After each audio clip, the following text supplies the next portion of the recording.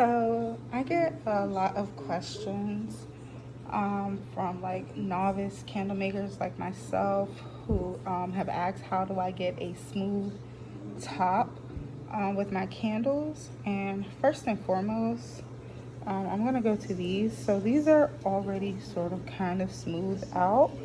Um, but as you can tell, like these have like little bubbles in this one. Sorry, ignore my nail. I bit it off earlier. And then these ones, or rather this one, is like slightly off centered. And that's because of this thing. I had it like twisted or turned weird. So yeah, with these are already somewhat smooth. So what I do is like I have lower pouring times than what a lot of people recommend. So I will typically heat wax up to about 180, 185, and then I'll go ahead and let it take it off. Then let it cool down to about 150, and then add the fragrance oil, and then at about 120, 125 ish I'll pour, and that gives me sort of better timing, or not timing, better results with the wax that I use. And then once it cures or whatever, if it's looking like this, what I'll go ahead and do and take this bad boy. This is a heat gun. I got it off of Amazon. It's the M Life one. I think I paid like $11, $12 for it. So as you can see with these ones, they are a lot more smoother drying now, or cooling down rather now. So what I just do is just turn on the heat gun,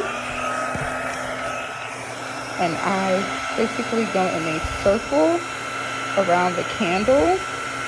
I'm careful to like avoid the wick, because sometimes you can like set it on fire. But I'll go around the candle and basically just melt the top of the wax.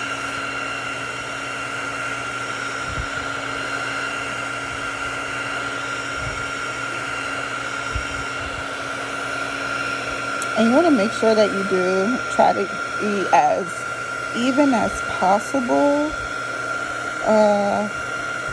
with this, because you don't want your wax to like, or your candle rather, to just end up like lopsided. So yeah, so using a heat gun is really good if you have like those little tiny imperfections, or like these little sinkholes and stuff. If you melt the wax will go down into the hole and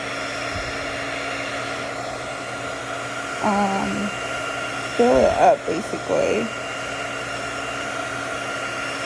So this second candle didn't take as long as the first one because the heat gun was already on and basically like warmed up.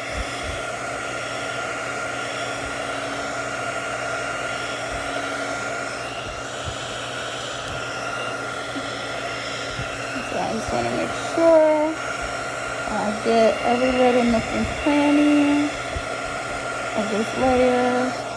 And I'll go ahead and turn the heat gun off. Make sure you unplug it and like set it down somewhere so that it can cool off.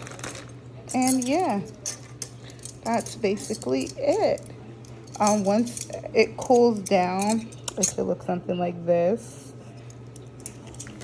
And now they're ready to sell.